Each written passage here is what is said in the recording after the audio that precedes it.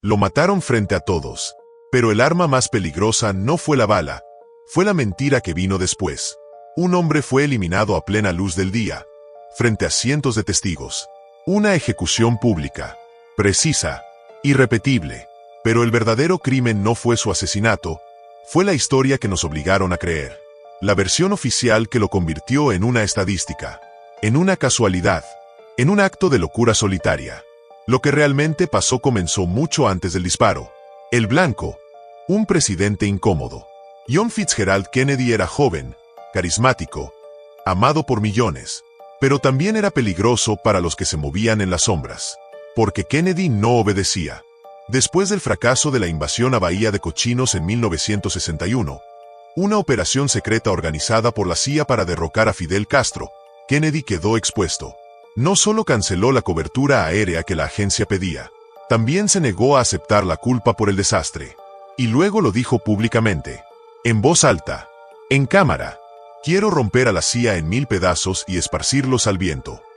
John F. Kennedy. Esa frase no fue solo una amenaza, fue una sentencia de muerte. La CIA, acostumbrada a operar sin supervisión, no podía permitir que el hombre más poderoso del mundo los enfrentara. Y Kennedy no se detuvo allí. Firmó una orden ejecutiva para devolverle el control del dinero al Tesoro de E.U., reduciendo el poder de la Reserva Federal. Propuso una retirada progresiva de Vietnam y estableció canales secretos para negociar con la Unión Soviética, sin intermediarios militares ni de inteligencia. Kennedy buscaba paz, pero la paz no da dinero. La paz no vende armas. La paz no mantiene las estructuras de poder ocultas. Fue entonces cuando comenzó la cacería. Kennedy empezó a rodearse de enemigos invisibles. Las agencias lo espiaban. Sus movimientos eran monitoreados incluso dentro de su propio gabinete. Y mientras él daba discursos sobre desarme nuclear, otros tejían en la sombra una narrativa para desaparecerlo. Una narrativa donde él sería reemplazado por alguien más fácil de manejar. Su vicepresidente, Lyndon B. Johnson, quien casualmente detuvo toda investigación profunda sobre la CIA apenas asumió. Pero antes de los disparos, ya había un plan. Un hombre estaba siendo moldeado. Un personaje que pasaría a la historia como el tirador. Lee Harvey Oswald. Un exmarine, desertor, viajero de la Guerra Fría. Y, según nuevos documentos desclasificados, alguien bajo vigilancia de la CIA desde años antes del crimen. Mientras Kennedy hablaba de paz, otros hablaban de reemplazo. Y el 22 de noviembre de 1963, en Dallas, ese reemplazo fue sellado con sangre. La sombra detrás de Oswald. Lee Harvey Oswald no era un simple comunista frustrado, ni un lobo solitario, ni un fanático ideológico. Era una ficha, un peón en un tablero que jamás supo jugar. Un personaje moldeado desde las sombras, por manos que conocían bien el guión. Documentos recientemente desclasificados revelan un nombre clave. George Ioannidis, un oficial de alto rango de la CIA, especialista en guerra psicológica, responsable de operaciones encubiertas en Miami durante los años más calientes de la Guerra Fría. Su misión: manejar, financiar y manipular a grupos anticastristas desde Estados Unidos. Y entre esos grupos, había uno que, casualmente, tuvo contacto directo con Lee Harvey Oswald. El grupo se llamaba Directorio Revolucionario Estudiantil, DREI. Y el encargado de coordinar su propaganda, su estrategia y sus fondos era Ioannidis. Según los documentos, Oswald tuvo un enfrentamiento público con el DREI en Nueva Orleans meses antes del asesinato. Fue filmado, arrestado y fichado. Todo quedó en los registros. Pero aquí viene el giro. Ese grupo estaba siendo manejado directamente por Ioannidis. Es decir, la CIA sabía perfectamente quién era Oswald. Sabía cómo pensaba. Y aún así, lo dejaron actuar. Aún más perturbador. La CIA vigiló a Oswald durante años. Interceptó sus cartas. Rastreó sus movimientos. Monitoreó sus contactos desde que regresó de la Unión Soviética en 1962. Hay pruebas de que su correspondencia fue manipulada por una unidad especial del gobierno, con más de 200 agentes dedicados a la censura postal interna. El nombre del programa: Klingwall. Su archivo estaba clasificado como persona de interés. Y aún así, se le permitió acercarse al presidente. Cuando el Congreso intentó investigar después del asesinato, ¿Quién fue asignado como enlace de la CIA para cooperar con el comité investigador? George Ioannidis, el mismo hombre que conoció a Oswald, el mismo que financió al grupo que lo enfrentó, el mismo que nunca reveló su vínculo real, el mismo que ocultó pruebas clave y cerró puertas. Cuando Ioannidis fue interrogado, negó todo bajo juramento. Dijo que no sabía quién era Oswald. Dijo que no tenía información relevante. Dijo que la CIA no tenía nada que esconder. Y por casi 60 años, su mentira se convirtió en la verdad oficial. Lee Harvey Oswald fue capturado, juzgado por los medios y asesinado antes de hablar. Y el rastro que llevaba a la CIA fue borrado, cuidadosamente, por quienes escribieron la historia. El día que mataron la verdad. Dallas. Fue un día brillante el 22 de noviembre de 1963, pero pronto se tiñó de rojo. 3 disparos estremecieron de Alley Plaza. El primer disparo fue un fallo. El segundo impactó a la vez a Kennedy y al gobernador Connaught. Penetró el cuello del presidente y salió por su tórax. El tercero, y el definitivo, atravesó el cráneo de Kennedy, explotando su cabeza en una escena violenta e imborrable. Pero aquí está la verdad que oficialmente nos escondieron.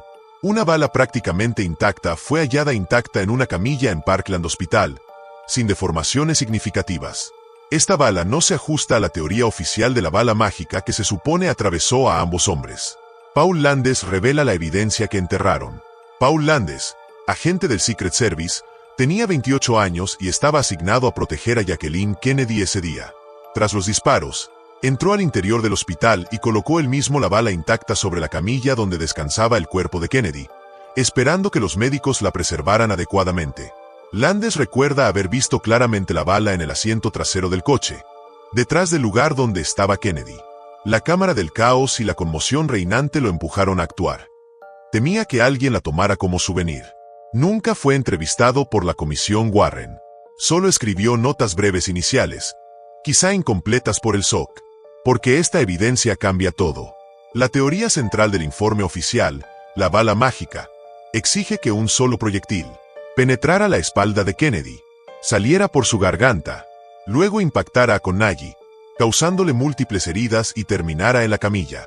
Pero el suceso revelado por Landes demuestra que esa bala íntegra no siguió ese recorrido.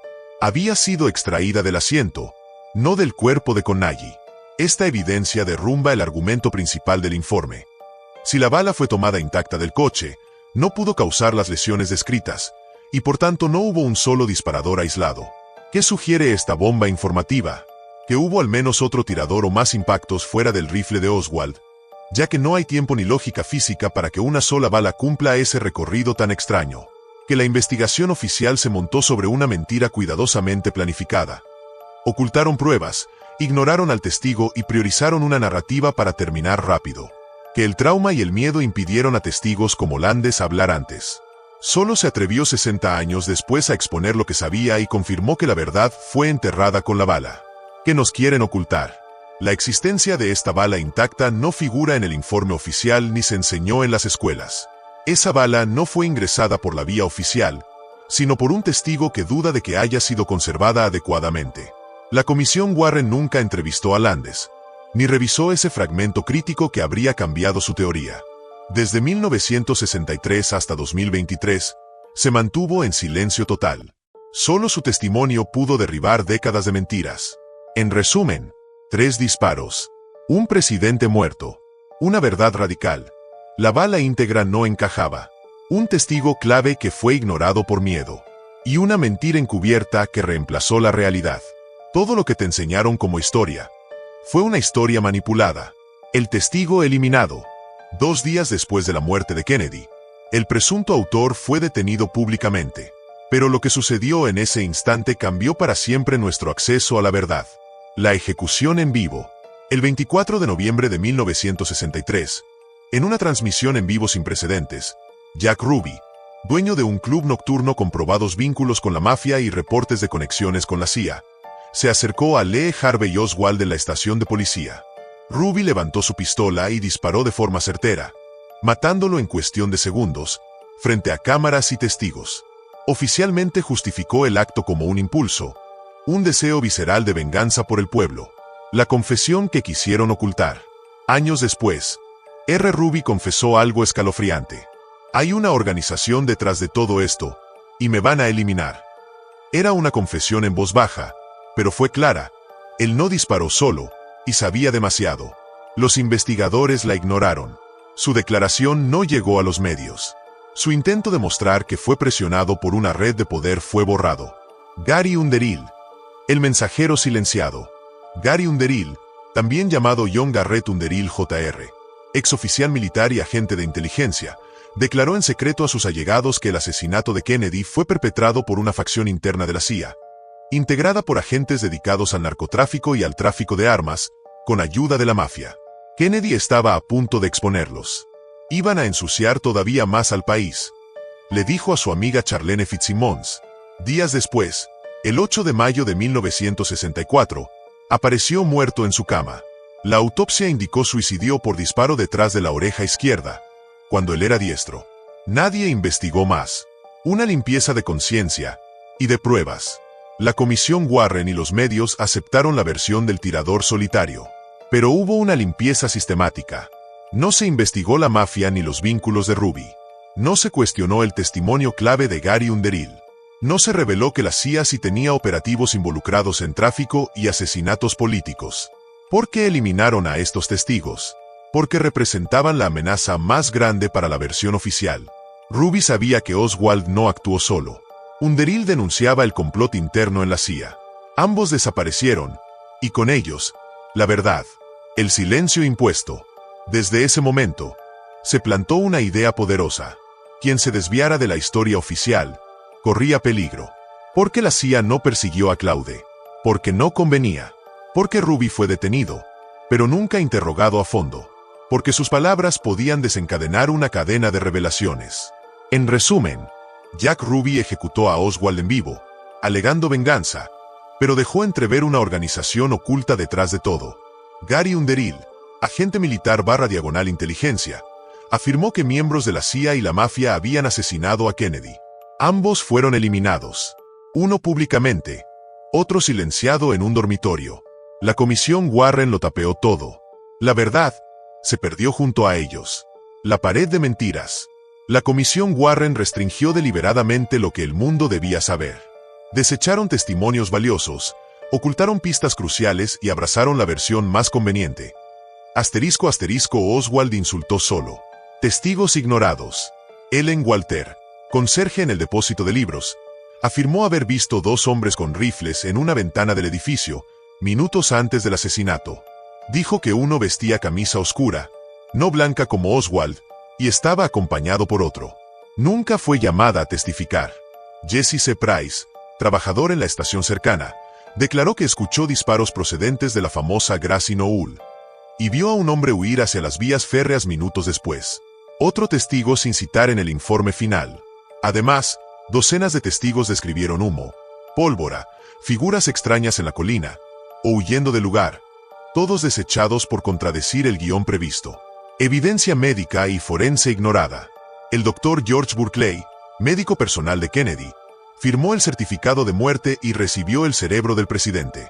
Nunca fue entrevistado por la comisión. Comentó en 1967. No me gustaría ser citado sobre esto.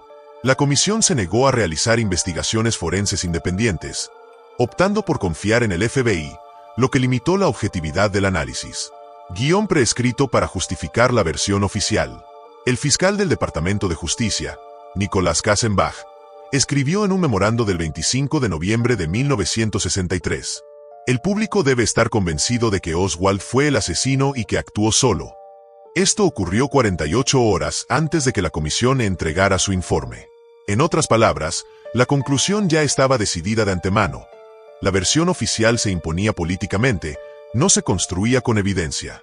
El papel clave de George Ioannidis. En 1978, cuando el Congreso abrió una nueva línea de investigación, House Select Committee on Assassinations HSCA, Ioannidis reapareció como enlace de la CIA. Pero él había sido el encargado de operaciones encubiertas en Miami en 1963, justo donde Oswald había entrado en contacto con grupos cubanos financiados por la CIA. El tribunal lo permitió sin revelar su conflicto. Limitó el acceso a documentos clave, manejó él mismo cada archivo entregado, y frenó toda investigación profunda sobre los vínculos con Oswald. Incluso años después, aún se niegan a liberar sus archivos de 1963, que contenían pruebas de pagos, correspondencia secreta y detalles sobre la interacción con Oswald. La Comisión Warren no buscó la verdad. Descartó testimonios incómodos, testimonios forenses, borró evidencia viva y se activó la censura política. Ioannides, el guardián de la verdad, era en realidad un saboteador interno. Manejaba los hilos de lo que debíamos ver y lo que nunca debíamos saber. Toda evidencia que señalara un segundo tirador, una conspiración interna o conexiones de Oswald con inteligencia, fue enterrada bajo esa pared de mentiras. La pregunta ya no es si hubo complot. La pregunta es, ¿quién lo encubrió? La CIA sabía más de lo admitido. Los documentos confirman que Lee Harvey Oswald estaba bajo vigilancia de la CIA desde al menos 1959, tras su deserción a la URSS. El archivo 201 de Oswald, cargado con detalles sobre su familia, su doble vida y contactos con embajadas, fue ocultado a la Comisión Warren y solo parcialmente entregado en los años 70. Otra revelación. En octubre de 1963, Oswald visitó sedes soviéticas y cubanas en México y fue grabado e interceptado por cable. Pero esa inteligencia nunca fue compartida con el FBI ni con el Secret Service. Ioannides, Angleton y Helms mintieron.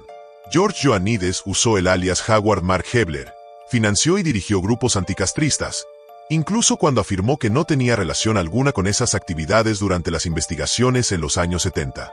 James Angleton, responsable de contrainteligencia, había dirigido el programa de interceptación de correo de Oswald y negó haberlo hecho. Richard Helms, entonces subsecretario de la CIA, negó cualquier conocimiento profundo del caso, a pesar de registros oficiales que lo implican directamente. Suicidios y amenazas internas. Un memorando interno identifica a tal agentes de la CIA que cuestionaron el silencio oficial sobre Oswald. Sus denuncias fueron silenciadas. Un antiguo agente del ejército, John Garrett Underhill Jr., dijo que un pequeño grupo dentro de la CIA fue responsable, y días después fue encontrado muerto, presuntamente suicida, pese a ser diestro y la bala estar fácilmente fuera de su rango. Dr. A. Ouser. Encubrimiento mediático y programa Mockingbird. Encontraron un memo confidencial de la CIA explicando cómo orientar a medios aliados para difundir la narrativa del tirador solitario, silenciar discrepancias y atacar a críticos. Contradicciones implacables. Se conserva evidencia de un incidente en la embajada mexicana que no coincidía con las versiones oficiales. La supuesta bala única de la Comisión Warren pierde toda lógica al confrontarse con nuevas pruebas balísticas y testimonios directos. Esto no fue solo un asesinato. Fue una ejecución planificada al milímetro. Un golpe de estado silencioso. El crimen perfecto, planeado por mentes que nunca vieron un juicio, ejecutado por manos invisibles y sepultado bajo 6 décadas de mentiras oficiales. Porque el verdadero disparo no vino del fusil. Vino del encubrimiento. Vino de quienes nos reescribieron la historia, página por página, hasta hacerla irreconocible. Y hoy, 60 años después, los documentos confirman lo que muchos sabían. Nos mintieron, nos usaron, nos manipularon. Si estás listo para abrir los ojos, si sientes que algo nunca encajó, suscríbete ahora, comenta, la verdad debe salir. Y activa la campanita, porque esto es Narrativa Prohibida. Y aquí, nada queda oculto para siempre.